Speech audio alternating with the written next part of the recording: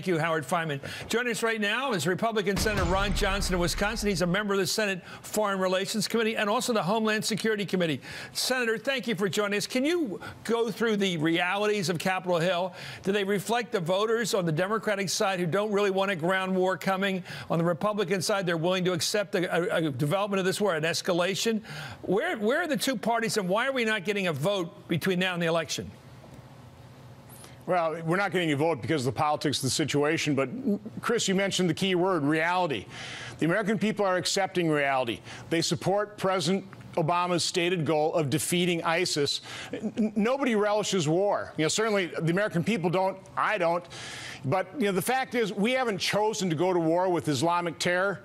They chose to go to war with us. And our only choice right now is, are we going to fight that war on the defense, or are we going to take the offensive here? Are we going to fight them overseas, or are we going to simply treat this as a law enforcement activity and just be a total defense and fight them here on our shores? So I think the American people are ahead of the politicians, certainly ahead of this administration, accepting that ugly reality that Islamic terrorists have declared war on us since at least 1993, and they tried taking down the World Trade Center.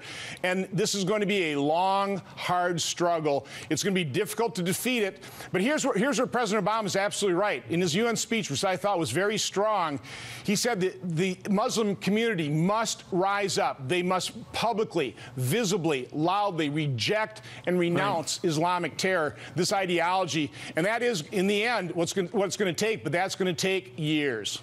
Well, let me ask you about war goals. We knew that Japan's goal was to knock us out of the Pacific with Pearl Harbor. They didn't want to invade the United States. They want to knock us out of the Pacific. And they thought they could do it. Turns out they got us into the Pacific even stronger. We went to war with them and took every island back till we got to them. Okay. The Germans, apparently what Hitler really wanted was most of Eastern Europe. He wanted Russia. He wanted to build a gigantic empire in the East. His Lebensraum, he called it. What do you think ISIS really wants? They want to throw us out of the Middle East. They want to establish a caliphate. What do they want with the United States in the United States? What I've never quite figured out, what is their goal as you see it? Their goal? Well, I mean, Islamic terror is trying to destroy the modern world. Don't ask me why to establish this caliphate. I don't think the leaders of ISIS are stupid.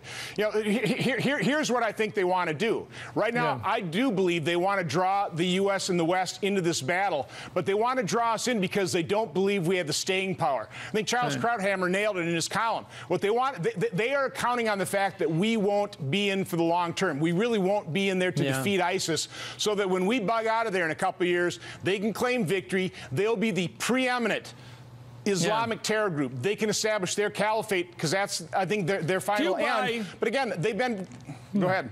Do you buy the whole Krauthammer? I thought the article was well written, too, today. But he makes the case we're going to end up like Likud politics, hard-right Israeli politics. We're going to end up having to, quote, mow the lawn year after year, never really facing any kind of treaty with the Arabs ever. It's just going to go on and on and on. Now, if you're Bibi Netanyahu, that's smart politics, so you never have to cut a deal then, because the war has to continue. But at some point, don't you think the United States is going to have to reach an end to this war? Or do you believe it's an endless process of, quote, as Krauthammer put it, mowing the lawn, fighting terrorism as the rest of our lives, our generations to come, never stopping? Is that how you see it? I tell you what, I think it really is going to end up being in the hands of the Arab world. This is their moment of choosing. Are they going to reject Islamic terror? Are they going to reject this ideology? Are they going to stop funding the madrasas and the mosques that preach this hate? And here's President Obama's real conundrum. You used that word earlier.